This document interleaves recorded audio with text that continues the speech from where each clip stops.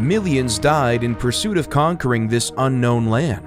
The European powers of the time took part in colonization, and the centuries after witnessed remarkable wars and a new age of influence. These events led to the birth of a new nation on July 4th, 1776, the United States of America.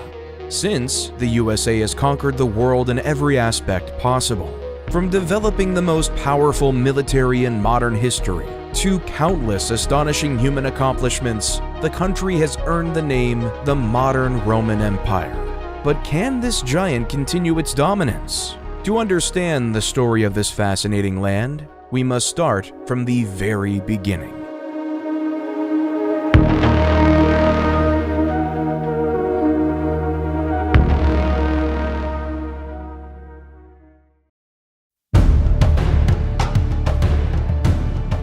Long before European colonization, the native peoples of North America had developed complex and sophisticated systems of society and government. Hundreds of thousands warred, made peace, and governed over specific regions, and had done so for thousands of years. By the time the first European explorers began to arrive on the North American continent in the 15th century, the Native Americans had already established themselves and their communities for thousands of years. The North American continent, vast and rich with natural resources, would beckon all who came to know of its shores. And so, when a Norse navigator named Leif Erikson learned that there was a land west of Greenland from fellow explorer Bjarni Herjolfsson, he made preparations to set sail.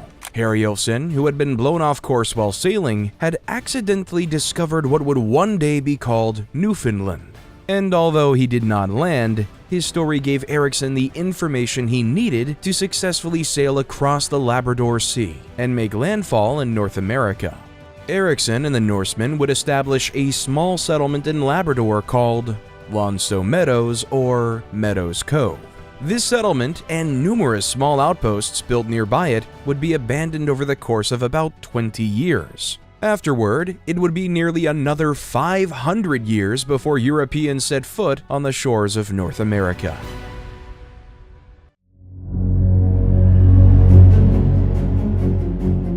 Searching for a more direct and faster route to India, the great European powers of the age sent dozens of expeditions around the globe. In October 1492, the Genoese explorer Christopher Columbus, employed by the King and Queen of Spain, discovered the West Indies and inadvertently opened a new frontier of exploration. Popularized as the New World by Florentine explorer Amerigo Vespucci, it was open season for European explorers, traders, and businessmen alike.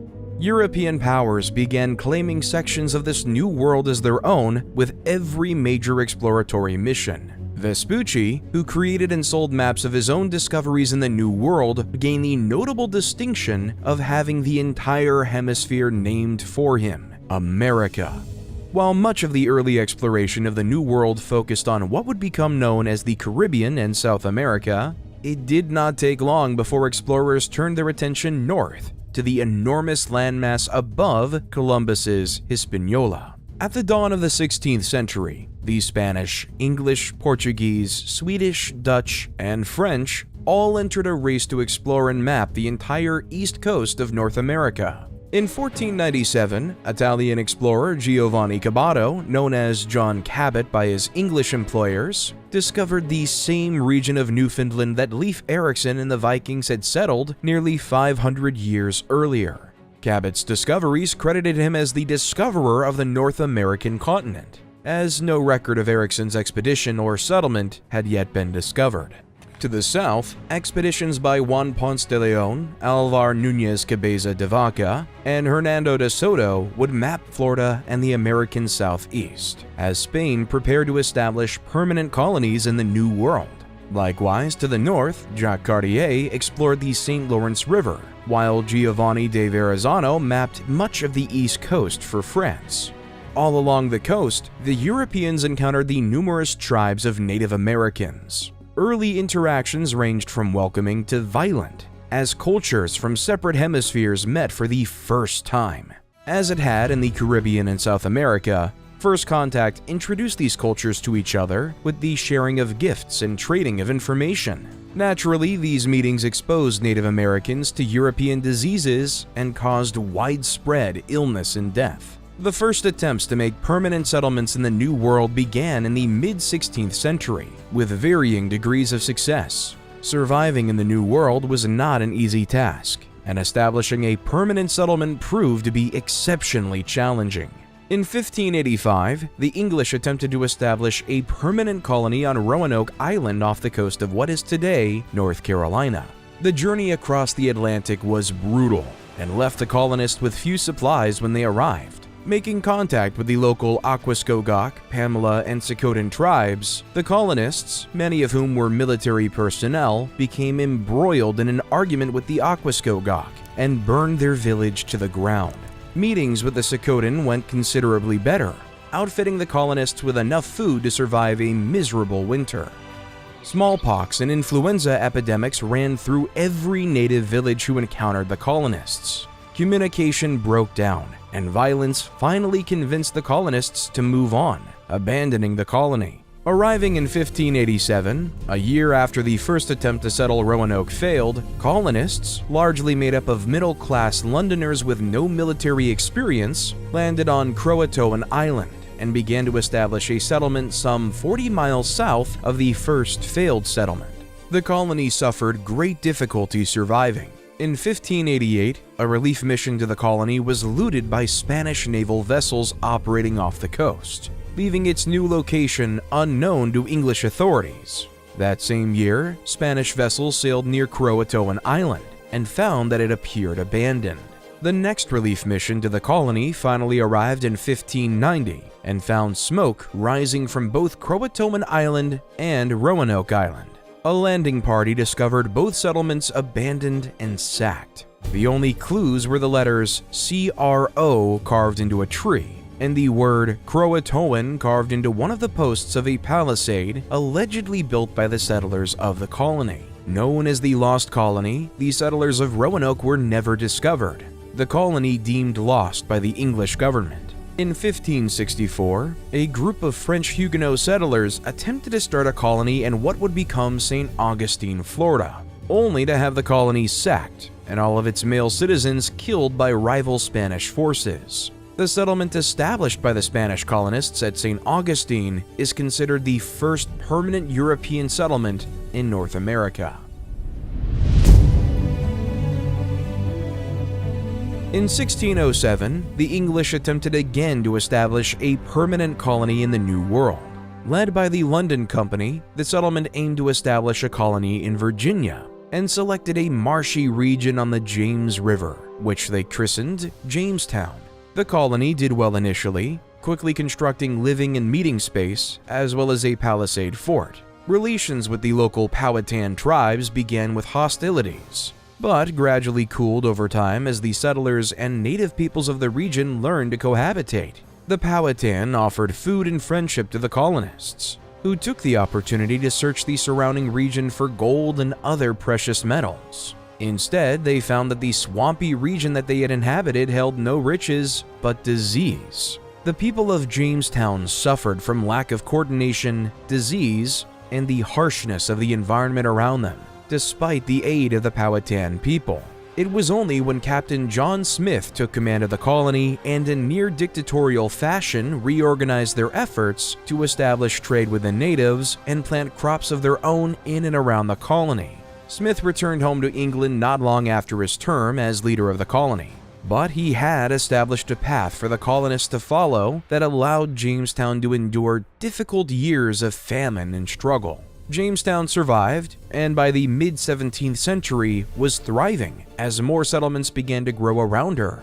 Jamestown has the distinction of being the first English settlement to survive in the New World.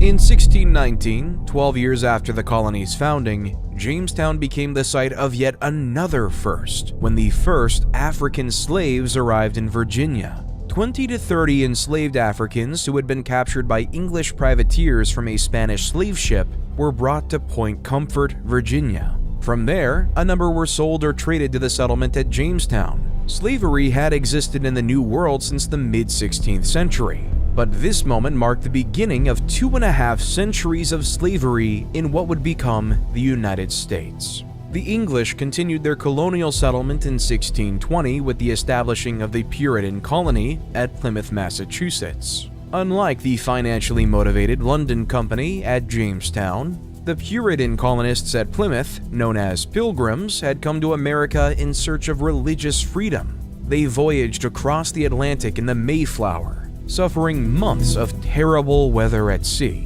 When they arrived in the New World, they first landed near what would become known as Provincetown.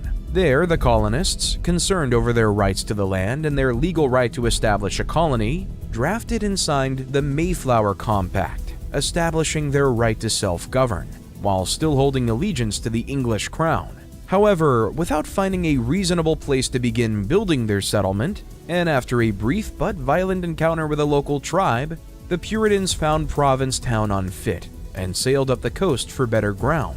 At last, they decided on Plymouth Harbor, building upon an abandoned Patuxet settlement as a base for their new home. Settled between two hills on which the colonists built two forts, the colony at Plymouth initially struggled through a difficult winter, living aboard the Mayflower and building their settlement by day. In March 1621, they made first contact with the Wampanoag. The Wampanoag chief, Massasoit, was hesitant to trust the Pilgrims. Also uncertain of the Puritans was Squanto, a Patuxet native who had been taken in by the Wampanoag. Squanto, or Tisquantum, spoke English and had spent time in Europe after he'd been kidnapped by an English explorer in 1614. He had returned to America with another explorer, whose party was ambushed and massacred by Massasoit and his tribe. Working as an interpreter, Squanto helped the Puritans and the Wampanoag reach an agreement of non-aggression. In the fall of 1621, the Pilgrims celebrated what has become known as the First Thanksgiving, along with Chief Massasoit and several of his men. The celebration lasted for 3 days, and both parties procured and presented various dishes of local game. Like Jamestown, Plymouth was well run, and its early success was built upon by enterprising companies and individuals in England.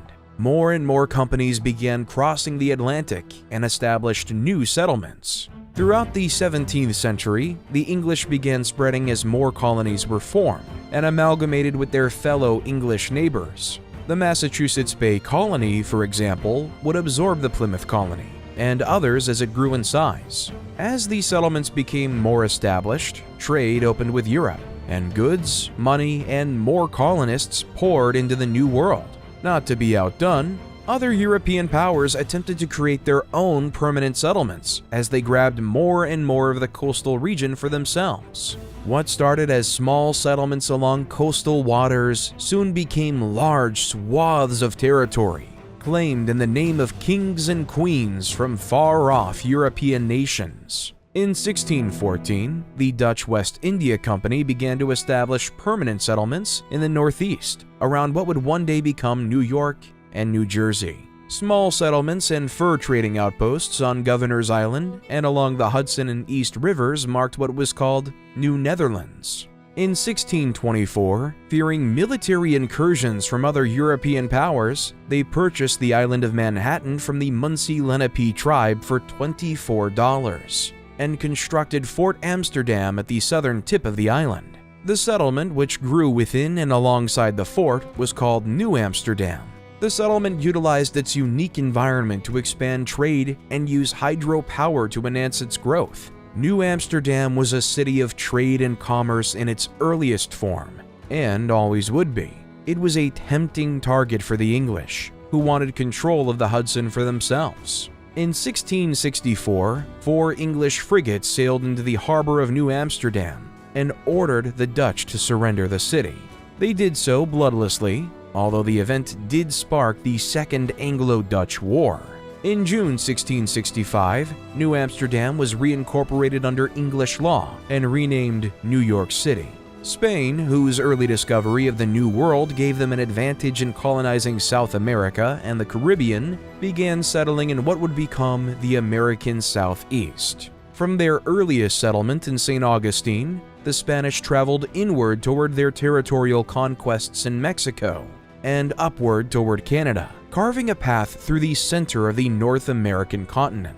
By the end of the 17th century, Spain's North American empire would cover much of the Deep South, Midwest, and western portions of the continent. France, England's longtime rival and chief competitor in North America, set their sights for permanent settlement along the St. Lawrence River. Still hoping for an easy path to the Pacific, the settlements, Tadoussac, Quebec, Trois-Rivières, and Montreal, followed the winding St. Lawrence further and further inland. France established firm control of the fur trade in the region, then began to extend its influence further down the Mississippi River. In the Gulf, the French established a settlement along the bank of the Mississippi called Nouvelle Orleans, or New Orleans. New Orleans was established in 1718 and was the gateway to the Mississippi, a crown jewel in France's North American empire. As the 18th century began, the numerous settlements continued to grow as Europe carved up great swaths of North America for their own. These colonial territories were defined by various treaties and agreements between the colonizing nations, often ignoring the already existing native population and the complex relationships which already existed in North America. Many Native Americans fought back.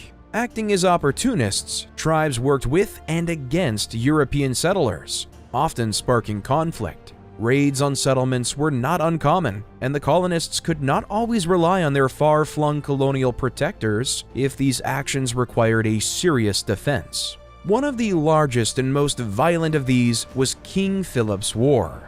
In 1675, in the colony of New England, war broke out after a significant failure of diplomacy between the colonists and the Wampanoag tribe and their allies. Metacomet, son of Massasoit, who had aided the Pilgrims at Plymouth Colony, had become the Grand Sachem of the Wampanoag Confederacy and did not have the same tolerance for the settlers as his father had. Disagreements over livestock intrusion on Wampanoag land and the presence of colonial missionaries attempting to convert natives to Christianity was the last straw for Metacomet, who, unlike his father, saw only danger in the existence of these settlers on their land.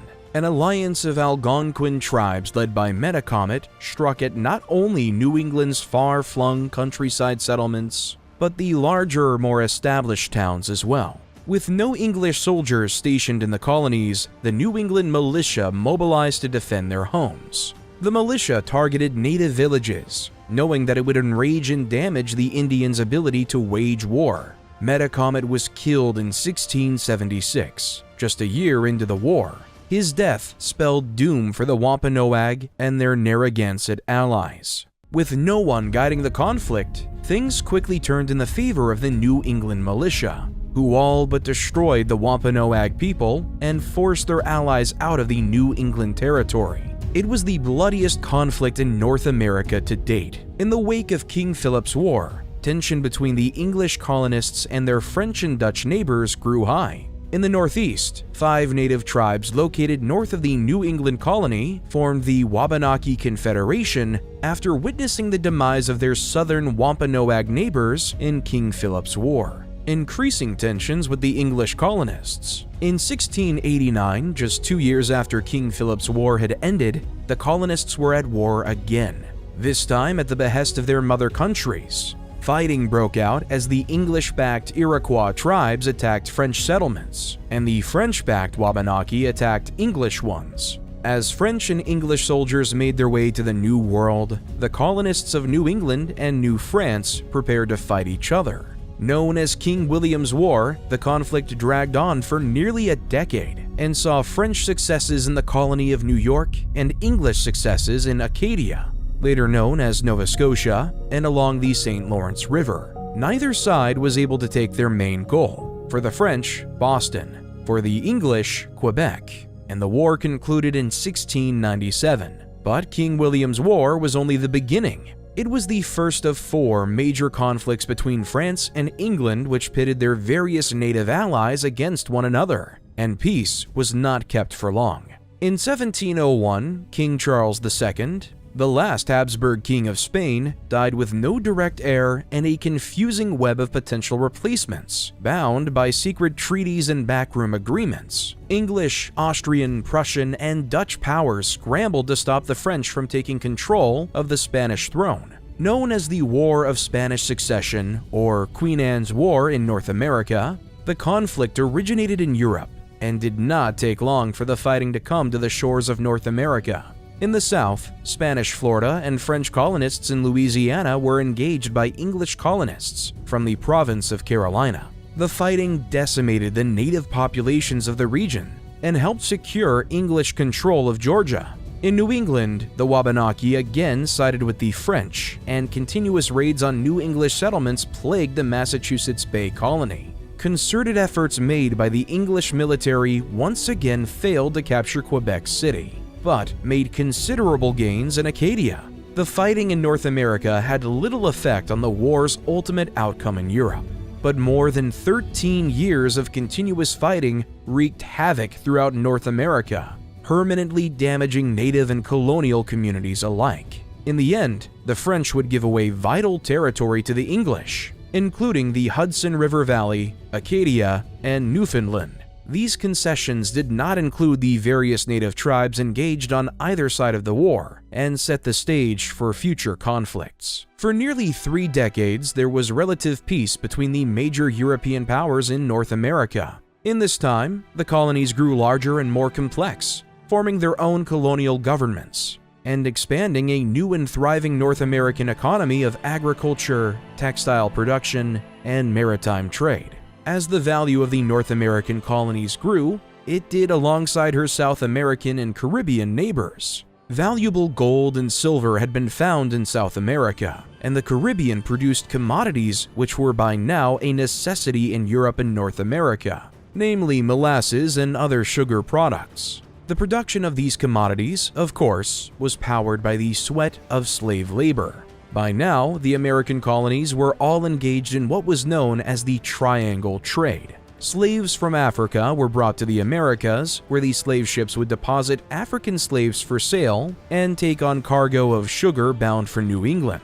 These ships would then sell the sugar and slaves and take on rum, tobacco, cotton, and other goods and return to Africa to trade them for slaves. On and on it went, an ever more valuable and grotesque sale of human lives. Slavery was rampant in the Caribbean and South America, and grew rapidly in North American colonies as well. From the first years of North American colonization in the early 1600s to the mid-18th century, the number of slaves imported to the Americas had increased from roughly 300,000 from 1600 to 1625 to more than 2 million from 1751 to 1775.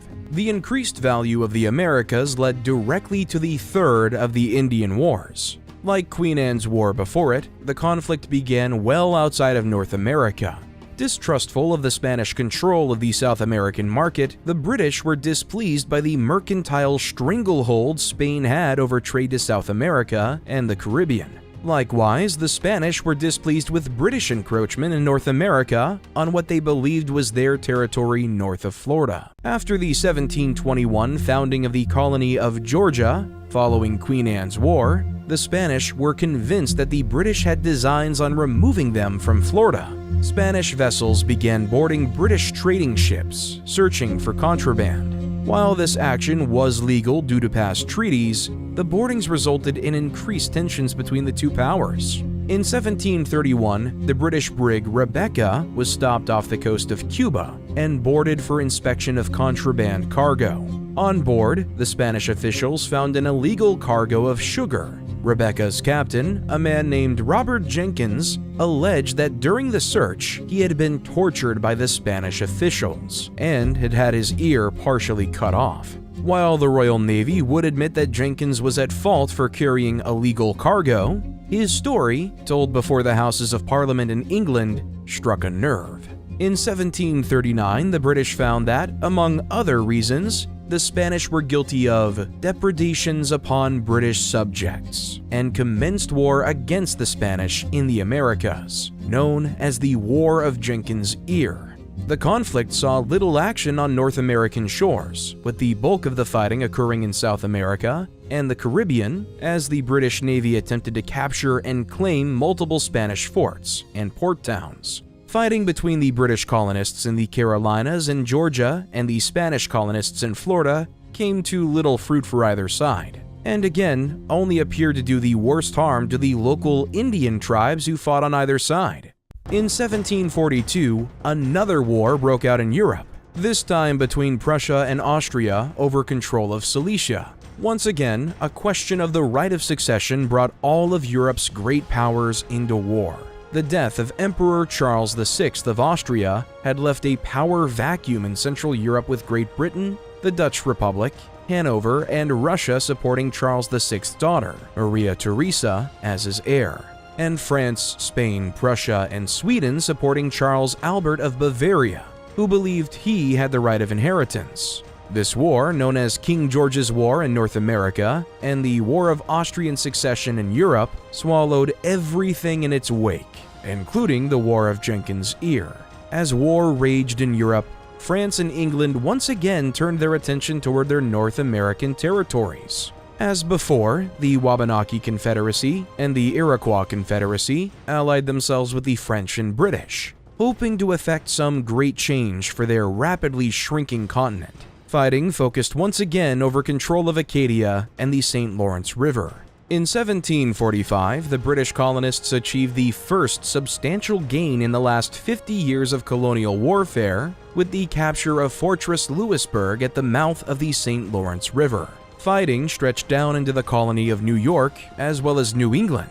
The war took an awful toll on the British colonists, particularly in the final years of fighting. When the war at last came to an end in 1748, the British colonists were forced to return Louisburg to the French, infuriating the colonists who had won it at an excessive cost of life. Once again, after years of violence, the borders were returned to their pre-war status, with nothing having been gained. Territorial disputes went unsettled, grudges continued, and the situation in the North American backcountry was still violent as English colonists, French colonists, and Native American tribes all vied for control of the wilderness. The undefined borders between British and French colonies had long been an issue between the two nations. Yet, despite multiple conflicts, no formal agreement had been reached as far as definitively laying out who owned what. It was only a matter of time before war broke out again.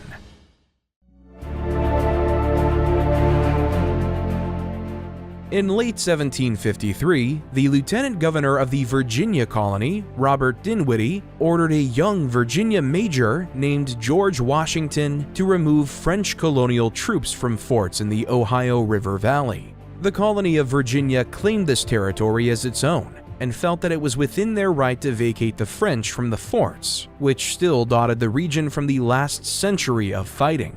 The expedition resulted in a French rejection of Virginia's demands, and Washington, who was promoted to lieutenant colonel upon his return, was once again sent into the Ohio River Valley to remove the French from their forts, by force if necessary. In April 1754, French troops learned from their native allies, the Mingos, that a small British fort had been built by colonial militia at the forks of the Ohio River. French troops marched to the fort and captured it. They built in its place a much later fortification which they named Fort Duquesne. Meanwhile, further south in the valley, Colonel Washington and his small force of colonial militia and natives, allied to the English, came upon and engaged an encampment of unsuspecting French troops. The French were quickly overwhelmed, and later explained that they had been sent to intercept Washington peacefully and to warn him of his apparent incursion in what they believed was French territory. To Washington's surprise, the leader of the native forces accompanying him, Tenarison, attacked and killed the wounded French commander, likely due to a long-standing hatred of the French. Washington feared the French would attack and constructed a small fort, which he named Fort Necessity. Necessity was, as Washington predicted, quickly surrounded by French troops from Duquesne and forced to surrender. This small skirmish set the world on fire. Lieutenant Governor Dinwiddie called for aid from his fellow colonies and from the British government back in England. Fearing that the incursion would strengthen French claims to the region, the British government immediately sent troops to strike at the various French forts still in and around the St. Lawrence River and the Ohio River Valley. The French sent additional forces to North America to hold off the inevitable British invasion. Quite suddenly, France and England were once again at war. Multiple early British forays into the Ohio River Valley and Canada failed spectacularly. Early into the war, it seemed as though the French would be able to secure their holdings in North America, and even found success in capturing a number of critical British forts in the colony of New York, including Fort Ticonderoga and Fort William Henry. In 1758, fortunes changed for the English, as the complicated system of entangled alliances produced by the past century of war finally ignited the 7 Years' War. The fighting in the Ohio River Valley, known as the French and Indian War in America, had launched the largest European land war to date, with every major European power of the era engaged. Millions of soldiers and thousands of naval vessels were activated for duty. Fighting stretched not only across North American, but to Europe, the Caribbean, India, and Asia.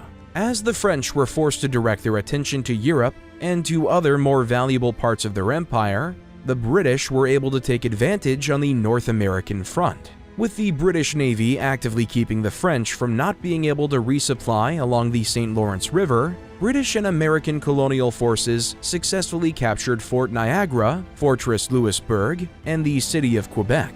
As the French lost more and more ground, it became clear that the fight for North America was over. In 1760, British General Geoffrey Amherst managed to secure a formal surrender from the governor of New France, Pierre-François de Ragueau, Marquis de Vaudreuil-Cavagnol, and largely ended the hostilities in North America. Meanwhile, the 7 Years' War continued abroad and continued to carve pieces from the Kingdom of France and her allies. In 1763, the 7 Years' War officially came to an end, and the French and Indian War with it. Casualties were astronomical for the period, with some estimates reaching as high as 1.4 million. Of that number, the French and Indian War accounted for roughly 23,000 killed, wounded, or captured, just under 2% of the total casualties of the global conflict. For nearly a century, England had beaten back the French, Dutch, and Spanish empires,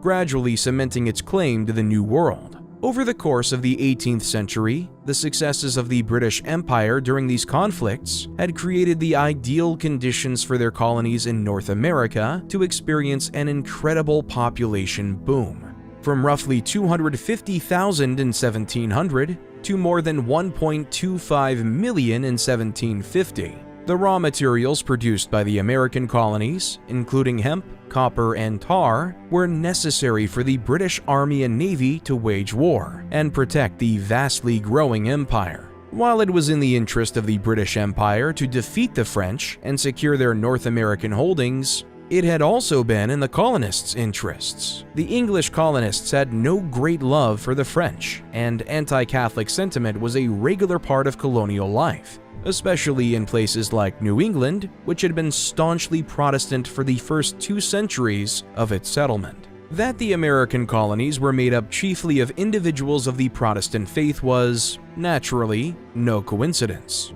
Many Protestant organizations had funded the various colonization efforts through the 17th century, and had maintained a lasting impact and presence into the 1700s. However, the strongest impact of Protestantism in the American colonies came during the colonial wars, which dominated the early and mid-18th century. A global religious phenomenon occurred, known as the Great Awakening, gripped both Europe and North America, and brought the Protestant faith to new heights. The Great Awakening was a major evangelical revival which expanded the Protestant faith throughout Europe and colonial North America. The revival brought about new religious theories and dogma, as concepts such as the nature of salvation and the idea of rebirth were spread by itinerant preachers who traveled the countryside giving sermons and lectures as they saw fit. These preachers were tremendous orators and captured captive audiences wherever they went. George Whitefield, a major player in this evangelical movement, traveled across the colonies and preached in major cities and small towns, wherever he could gather a crowd. And gather them he did. In October 1740, while preaching in Boston, Massachusetts, Whitefield allegedly drew a crowd of more than 30,000 people from around New England. To put that in perspective, Boston was the highest populated city in colonial North America in 1740, coming in at roughly 17,000 people living in and around the city. Nearly double the city's population was present to hear Whitefield speak. The movement revived the religious spirit of Christian peoples and reaffirmed their faith through periods of intense conflict and uncertain survival. While the revival did not change governments or raise great armies as religious revivals had done in the past in Europe, the Great Awakening was formative for many individuals in colonial North America, many of whom would go on to be the founding fathers and mothers of the nation. The 1763 Treaty of Paris saw enormous territorial gains for Great Britain. Vast swaths of formerly French-occupied land were now British colonies, including Canada, all of the Louisiana Territory east of the Mississippi, and many Caribbean islands. The British colonists in North America were ecstatic, as the land to the west would soon be open for settlement and development. The land, however, was already occupied, namely by the many Iroquois and other native tribes who had fought alongside the British during the war. To avoid any incidents, King George III issued the Royal Proclamation of 1763, which forbade any settlement west of a line drawn along the Appalachian Mountains, known as the Proclamation Line. Effectively, the British had created an Indian reserve to the west of the Appalachians and east of the Mississippi. This did not sit well with American colonists, who felt that they had fought the French and Indian War to gain access to this land. Naturally, many ignored the proclamation and settled west, increasing tension between themselves and the natives, much to the dismay of British colonial authorities. Relations between the British government and the American colonists became increasingly strained through the 1760s, as Great Britain attempted to regain control of their economy. The 7 Years' War had grown from a territorial dispute into a full-fledged global conflict, with a cost to go with it. To pay off the war debt, the British Parliament levied a series of acts and taxes against the colonies in order to try and regain their lost financial footing. The colonists, who viewed themselves as loyal subjects to the British Crown, became increasingly agitated. It was not that the taxes were exorbitantly high.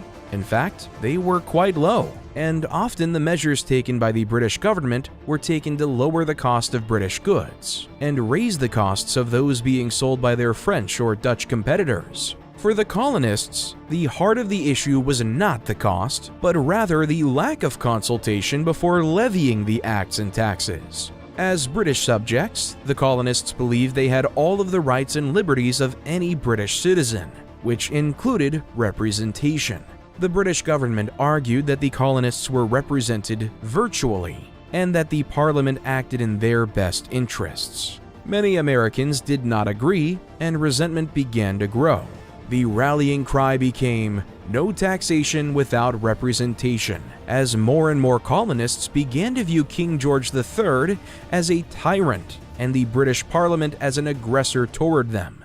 Great Britain had always regulated the economies of its respective colonies through acts and laws passed by Parliament. Through the last century, these laws had only been loosely enforced, as the economic gains of the American colonies also benefit Great Britain. As the 1760s began, however, Britain needed to regain control of the financial situation, sparking animosity from the colonists who had long appreciated their free economic relationship, and raising questions on the constitutional rights of the American colonists. In 1764, the Sugar Act was imposed to regulate the amount of French and Dutch sugar and molasses being imported to the colonies in favor of sugar and molasses being sold by the British East India Company. While it lowered the cost of sugar from the East India Company, colonists saw the act as a violation of their rights to trade and conduct business. Colonists protested the Sugar Act by boycotting British goods affected by the act. While this form of protest was not widely successful from an economic standpoint, the East India Company had one of its best years in 1774. The protest was noted by British Parliament, and many Whigs within the British government warned that relations could worsen if some sort of agreement could not be met. The following year, in 1765, the Parliament passed the Stamp Act. It was the first act of Parliament ever directed specifically at the colonies, as opposed to across the empire. The Stamp Act would require any form of official paper to need an official stamp. The act affected newspapers, almanacs, and official documents, such as licenses, deeds, and wills. It even meant that playing cards required the official stamp. Such a direct tax had never been levied against the colonists, and many saw it as an attack by the Parliament in response to the boycotts the year before. Secret organizations known as the Sons of Liberty began to appear throughout the colonies and threatened violence on anyone who sold the stamps. Indeed, violence began to break out across the region as the Sons of Liberty targeted British officials who enforced the act. In one such case, the home of Lieutenant Governor of the province of Massachusetts Bay and Chief Justice Thomas Hutchinson was ransacked by an angry mob led by the Sons of Liberty. While Hutchinson and his family escaped the violence, their home was destroyed. Some colonists, however, did not act out in violence, but relied instead on a united political action.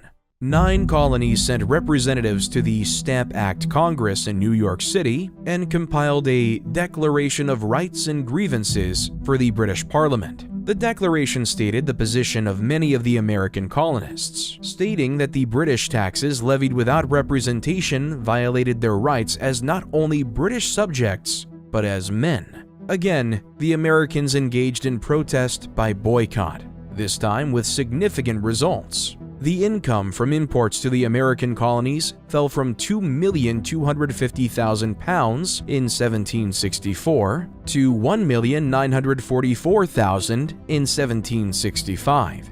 In England, American statesman Benjamin Franklin argued the case of the American colonies to Parliament and warned that continued abuse of the colonists could and would result in rebellion. Fortunately for the colonies, the Parliament experienced a shift in government which had sympathy for Whig politics, which resulted in the repeal of the Stamp Act.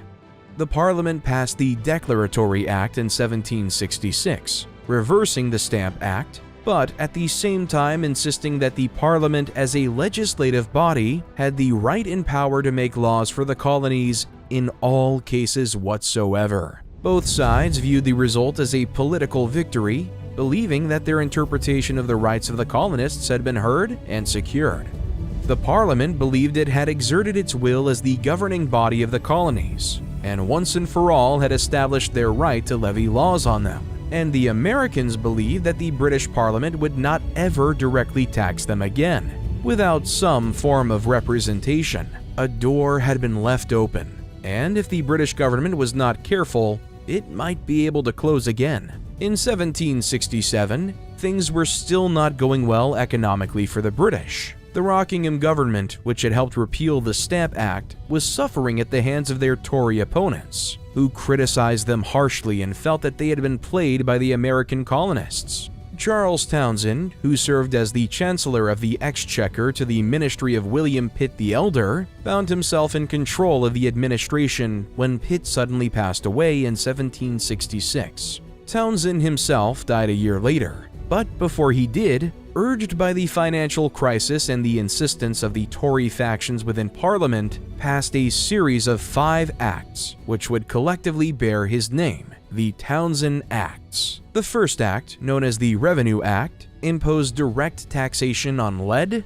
glass, paper, paint, and, notably, tea. The second created a new customs board for the North American colonies in Boston, and allowed customs officials unprecedented control over vessels coming in and out of colonial ports. The third suspended the New York Assembly from conducting business until it had complied with the requirements of the Quartering Act, passed in 1765 alongside the Stamp Act. The fourth act, known as the Indemnity Act, colloquially known as the Tea Act, lowered the commercial duties on tea imported by the East India Company, hoping to combat the smuggling of Dutch East India tea into English ports. The final act, known as the Colonial Trade Act, passed after Townsend's death in 1767, also aimed to target smuggling, and granted Admiralty courts jurisdiction over all matters concerning customs violations, taking away the authority of local colonial courts. Before his death,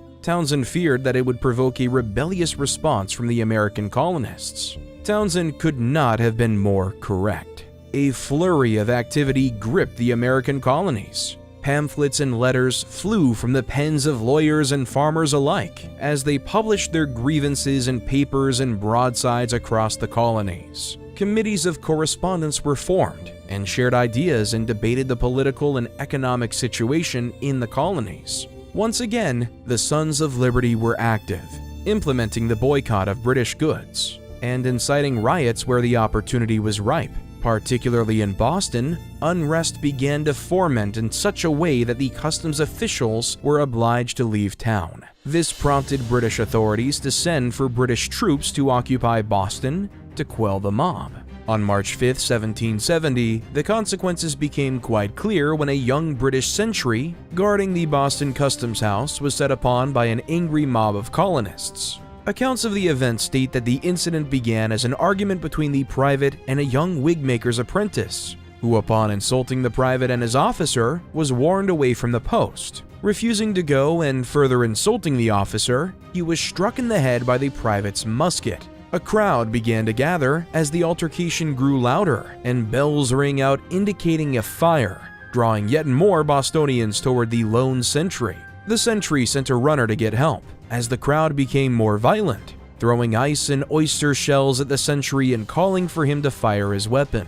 Captain Thomas Preston and a handful of men from the Grenadier Company of the 29th Regiment of Foot arrived at the scene and deployed around the sentry with bayonets fixed. The crowd, now grown to 300 or 400 by some estimates, pressed in around the British troops, still throwing objects and shouting for them to fire. Preston shouted for the crowd to disperse and ordered his men to load their muskets. As the crowd pressed in on Preston and his men, they shouted, "Fire, damn you, fire!" A young private was struck in the head by a flying object, causing him to drop his musket. He bent to retrieve it and stood up and unintentionally fired into the crowd without orders. In a panic, the rest of the soldiers fired into the crowd in a ragged volley. As the crowd broke in horror and the smoke cleared, it revealed 3 dead colonists: Samuel Gray, James Caldwell, and Crispus Attucks. A mixed-race former slave, Samuel Maverick and Patrick Carr, were wounded and would die shortly after. 5 colonists had been killed in what would be known as the Boston Massacre. The city was put on high alert, and British troops mustered in full force, preparing to defend against further riots. The trial which followed was a media circus, as the Sons of Liberty latched onto those who had died as patriots and martyrs. Attorney John Adams defended the British soldiers despite his own personal feelings toward the British abuse of the American colonies, and his relationship to his cousin Samuel Adams, who was one of the founding members of the Sons of Liberty. Adams, whose devout loyalty to the law led him to believe that all men were entitled to a trial, no matter who they were or what they had done, successfully argued the men were not guilty of murder and had 6 of the soldiers acquitted and 2 others found guilty only of manslaughter. Adams' experience in the aftermath of the trial did little to move him closer to his cousin's patriot leanings, but did affirm his belief in the legitimacy of a government of laws. Tensions remained high in Boston, but gradually began to recede elsewhere. In 1773, amidst one of the worst banking crises of the 18th century, the British Parliament again made an attempt to ensure the survival of the British East India Company by undercutting the illegal importation of Dutch tea to the American colonies, while lowering the cost of EICT to the lowest possible amount. Known as the Tea Act of 1773, the act allowed the EIC to unload its cargo in the American colonies without paying any duties on it, while charging an exorbitant amount on Dutch tea. The act prompted the Sons of Liberty to organize a raid on 3 merchant ships docked in Boston Harbor, carrying loads of East India Company tea which had yet to be offloaded. Known as the Boston Tea Party, the Sons of Liberty boarded the ships and dumped 342 crates of tea into the harbor. The loss of tea amounted to approximately 9,659 pounds in 1773, the equivalent of 1.7 million US dollars today. Parliament was outraged and responded by passing a series of acts known as the Intolerable Acts in 1774. The first 3 acts, the Boston Port Act, the Massachusetts Government Act, and the Administration of Justice Act, all targeted Massachusetts alone, and punished the city of Boston and the Massachusetts Bay Colony for its role in the Tea Party. The Boston Port Act closed the port of Boston until the colonists paid for the destroyed tea. The act angered citizens in Boston who had not even participated in the Tea Party, and they felt they were being punished unjustly without being able to testify in their own defense. The Massachusetts Government Act revoked Massachusetts' charter and brought the colony under direct British control. Town meetings were limited, and all appointments had to be appointed by the Royal Governor. The Administration of Justice Act allowed the Royal Governor of Massachusetts to order the trial or retrial of any royal official to take place in Great Britain if the accused could not get a fair trial in Massachusetts. The final act, which affected all of the colonies, was the Quartering Act of 1774, which allowed royal governors to house soldiers in buildings if suitable quarters were not provided by the colonies.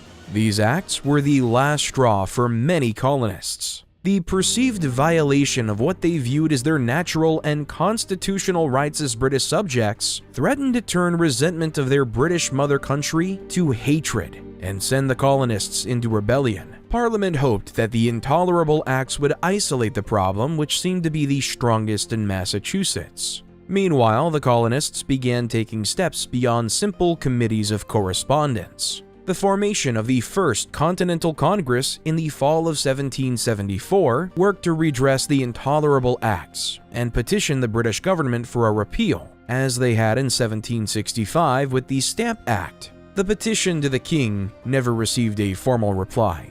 With no reply from the British government, in May 1775, the colonies convened again. The Second Continental Congress found itself again attempting to organize a general boycott of British goods and achieve some kind of formal response from the Parliament when the tension which had gripped the American colonies since the end of the French and Indian War finally reached a breaking point in a small village outside of Boston on a mild mid-April morning in 1775. On the evening of April 18, 1775, with tensions running high between the people of Boston and the British troops garrisoned in and around the city, the Sons of Liberty discovered that General Thomas Gage planned to march British troops to a cache of weapons and powder hidden in Concord, just a few miles from Boston, and destroy the supply. Patriots Paul Revere and William Dawes rode through the Boston countryside and warned the population that the regulars are turning out, or as it's more popularly remembered, the British are coming. Colonial militiamen rose from their slumber, gathered their muskets, and rushed to stop the British troops from making it to Concord. On the morning of April 19, 1775, Massachusetts militiamen faced off against British regulars on the Lexington Town Green. When ordered to lay down their arms and return to their homes, the militia refused and stood their ground. Captain John Parker, commanding the group of 70 or so Massachusetts militia, ordered them not to fire unless fired upon first. British officers ordered their men to level their muskets, but cautioned them not to fire. Suddenly, a shot rang out. No one knows where the shot came from. Neither side laid claim, both blaming the other. With this moment, known as the shot heard around the world, the resentment and anger boiled over at last, and the war began.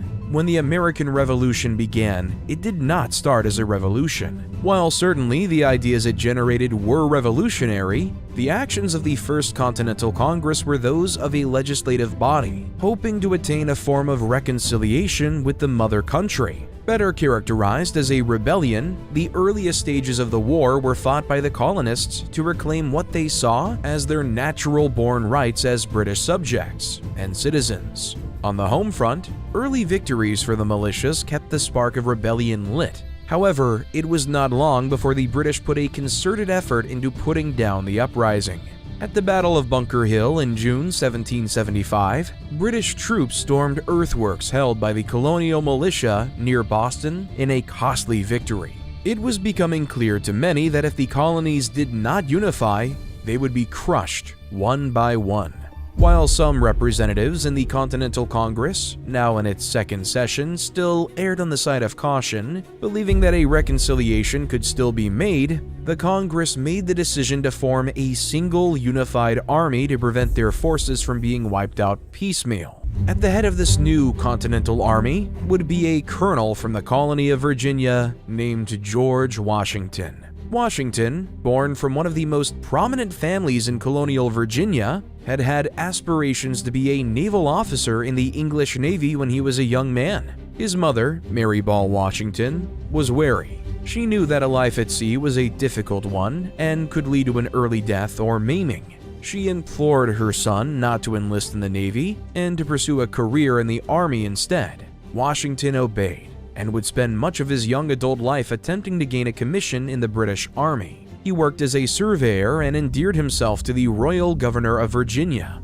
hoping to obtain that commission. It never came. Instead, Washington served as a colonel in the Virginia militia and implemented his own particular style of leadership, modeled after the British. Serving in this capacity, a young George Washington found himself at the center of some of the most important moments of the French and Indian War. At Fort Necessity and the Battle of Monongahela, Washington served alongside British soldiers as a colonial officer. And despite surviving numerous close calls with death and leading his troops valiantly, he was never made an official offer for a commission in the British Army. More than a decade after the end of the French and Indian War, Washington was serving as a representative of Virginia at the Second Continental Congress. When it came time for the Congress to decide who would lead this new united army, Washington was a natural choice. While his track record on the battlefield was less than stellar, his experience was unquestioned, and the fact that he was a Virginian pleased many of the Southern delegates of the Congress, as the war thus far had been fought by and almost entirely took place in the northern colonies.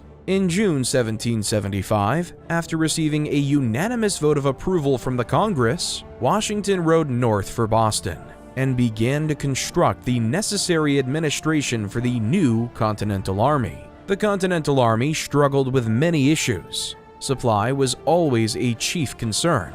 Lack of food and a reliable supply chain meant that the army needed to constantly forage for sustenance. This meant a tense and sometimes violent relationship with the civilian populations near where the armies had camped. Command differences plagued the army as well. Beyond disgruntled and entitled officers, this army consisted of troops from nearly every once colony on the East Coast. These soldiers were as different from each other as if they had come from another country.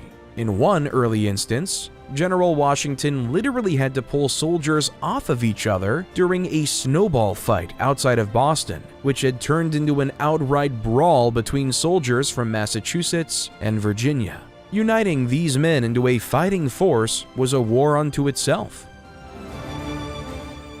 Through the winter of 1775 to 76, the Continental Army diverted its efforts in two directions. To the north, the Congress ordered an invasion of Quebec under the command of Generals Benedict Arnold and Richard Montgomery, hoping to rally the Canadians to form a 14th colony and rise against the British as well. It did not go as planned, and while successes were made in upstate New York, the invasion ultimately ended in a dismal failure. Montgomery was killed, and the majority of Continental force was either captured or succumbed to smallpox. Meanwhile, Washington stayed with the army around Boston and managed the siege. With 11,000 British troops trapped in the city, Washington hoped the winter would force them to surrender, but he lacked the artillery to mount a full-scale siege. He sent the young Colonel Henry Knox to acquire artillery from the recently captured Fort Ticonderoga, and in March 1776, Knox returned to Boston, having successfully gotten the guns over the Berkshire Mountains through the winter. With Knox's guns looking down from Dorchester Heights, the British decided to evacuate the city. On March 17, 1776, the Continental Army reoccupied Boston, much to the joy of the civilian population. In the spring of 1776, the war was beginning to spread to other parts of the 13 colonies. Fighting had broken out in the Carolinas, and a British siege of Charleston was thwarted by a daring defense of Sullivan's Island. In upstate New York, the survivors of the Canada expedition fought to hold on to the gains they had made at Fort Ticonderoga and other key locations on Lake Champlain. Washington's forces in Boston moved south to occupy New York City. The Continental Congress ordered Washington to defend the island city, despite the lack of a meaningful navy. Washington was uncertain his army, many of whom were untrained and undisciplined militia, was going to be capable of standing up to a British assault on the city. In Philadelphia, now the American capital, the Second Continental Congress had shifted from a government body imploring the British government for a redress of grievances to a government body responsible for the management of a war. The Olive Branch Petition, sent to England in July 1775, had been the last attempt of the Congress to make peace with the mother country. It had been met with the naming of the Congress as traitors and the Revolution as illegal. After the action in Boston, it had become clear to a faction of the Congress, led by John Adams, Benjamin Franklin, Thomas Jefferson, and others, that a return to the pre-war status the American colonies in Great Britain had shared was no longer a possibility. The necessity for self-rule had surpassed any possible reconciliation with England. Many of the representatives also realized that victory in this conflict could only be achieved with the assistance of a foreign power, namely France. They knew France would not intervene on behalf of rebel colonists, but they might for a sovereign nation. Consequently, by early summer 1776, the majority of the provincial congresses were prepared for a complete separation. On June 11th, the Congress formed a committee to draft a document stating the justification on their separation from Britain. The Declaration of Independence was written largely by Thomas Jefferson of Virginia. It laid out in plain words the reason for the former colonies, now states, desire for separation, and affirmed the assertion that they had every right as men to make the separation. After considerable revisions to the original drafts, including the removal of a section condemning the British slave trade, the declaration was adopted by Congress on July 2, 1776, and its final wording formally ratified on July 4, 1776. Its most prolific line read, "We hold these truths to be self-evident, that all men are created equal, that they are endowed by their Creator with certain unalienable rights, that among these are life, liberty, and the pursuit of happiness." The Declaration changed the shape of the war from a rebellion to a full-fledged revolution. The new colonies began operating as separate and autonomous states, bound loosely by their unified Congress. Washington had the Declaration read to his soldiers in New York City. Spirits soared. At last, the soldiers of the Continental Army felt they had something to band together for: independence. The British struck back in August 1776, launching